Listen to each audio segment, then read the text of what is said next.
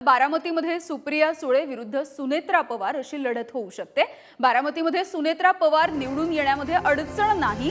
भाजपचे माजी खासदार संजय काकडे यांनी बारामती लोकसभा मतदारसंघाचा हा अंदाज वर्तवलाय।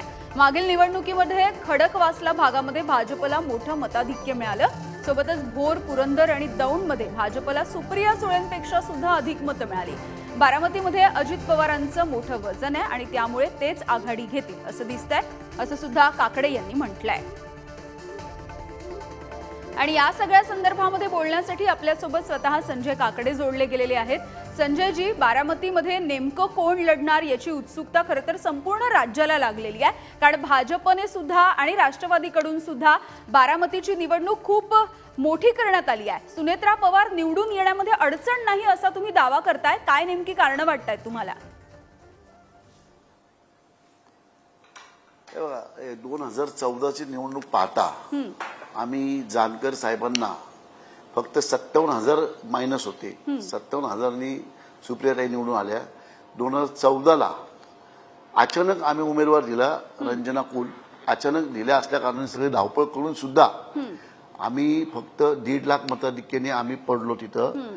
परंतु 1.5 लाख मताधिक्य याचा अर्थ आमची 4 लाख मतं भारतीय जनता पक्षाची पारंपरिक मतं आहेत आणि अजितदादा आमच्याकडे प्लस झाल्यामुळं आणि घटक पक्षात जो राष्ट्रवादी आहे तो आणि आम्ही एकत्र झाल्यामुळं अजितदादांची 3-3.5 लाख मतं टोटल मतदारसंघात। आज जसं आपण इंदापूर पाहिलं तर इंदापूरमध्ये सुप्रियाताईंकडे नेता किंवा कार्यकर्ता उपलब्ध राहणं अवघड आहे। आपण पाहता तुम्ही दौंडमध्ये राहुल कुल असेल, रमेश अप्पा थोरात असेल किंवा वासुदेव काळे असतील, तिन्ही नेते आमच्याच बरोबर आहेत। आपण जर का पाहिलं खडकवासल्यामध्ये पण सगळे अजितदादांकडे भारतीय जनता पक्ष नुसतं खडकवासलाच 1 लाख मताचा लीड देईल। 1 लाख मताचा खडकवासला लीड देईल, इंदापूर लीड देईल, आमचं दौंड लीड देईल। आम्ही बारामतीमध्ये कव्हर करून 5-10 लीड आम्ही घेऊ। इंदापूर आपलं भोरमध्ये आमची टक्कर असेल आणि पुरंदरमध्ये आमची टक्कर असेल। आता 4 विधानसभेमध्ये आम्ही लीड घेतल्यानंतर तो लीड इतका मोठा असेल की 2 मतदारसंघात टक्कर असणाऱ्या मतदारसंघात पुरंदर किंवा भोर या 2 मध्ये एवढा मोठा लीड तोडणं खूप अवघड जाईल। आणि आमचा उमेदवार जो गेले 40 वर्ष भारतीय जनता पक्ष तो मतदारसंघ जिंकण्याच्या मागे होता, तो आमचा घटक पक्ष हा ह्यावेळेस नक्कीच जिंकेल। अगदी संजयजी, ज्या पद्धतीने तुम्ही खडकवासला, भोर, पुरंदर, दौंड या सगळ्याचा उल्लेख केलात, खरं तर सर्व्हे आणि त्यानंतर येणारं मताधिक्य या सगळ्यासाठी तुम्ही ओळखले जाता। आजपर्यंत तुमचा अंदाज सुद्धा खरा ठरतो। यंदाच्या वेळचा सर्व्हे नेमका कुठे कुठे आणि कशा पद्धतीने केला गेलाय याबद्दल काही सांगाल का? बघा, आमच्याकडं पुरंदर बारामतीमध्ये 6 मतदारसंघामध्ये माझं चांगलं नेटवर्क आहे आणि अजितदादांनाही माहिती आहे, पवार साहेबांनाही माहिती आहे।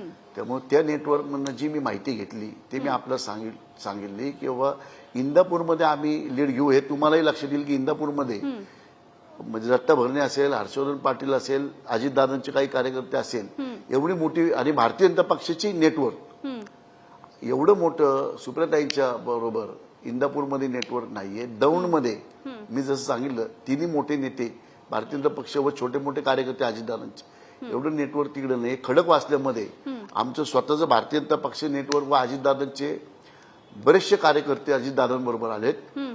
त्यामुळं ह्या 3 मतदारसंघामध्ये आम्ही जो लीड घेऊ तो लीड दुसऱ्या 3 मतदार जिथं टक्कर आहे तिथं तोडणं खूप अवघड आहे। मी सगळी माहिती घेतलेली आहे। माझ्या माहितीप्रमाणे आम्ही 1.5 लाख मताधिक्याने आरामशीर आमच्या घटक पक्षाच्या उमेदवार जे आहेत सुनेत्राताई पवार ह्या सुनेत्राताई वहिनी ह्या नक्कीच निवडून येतील।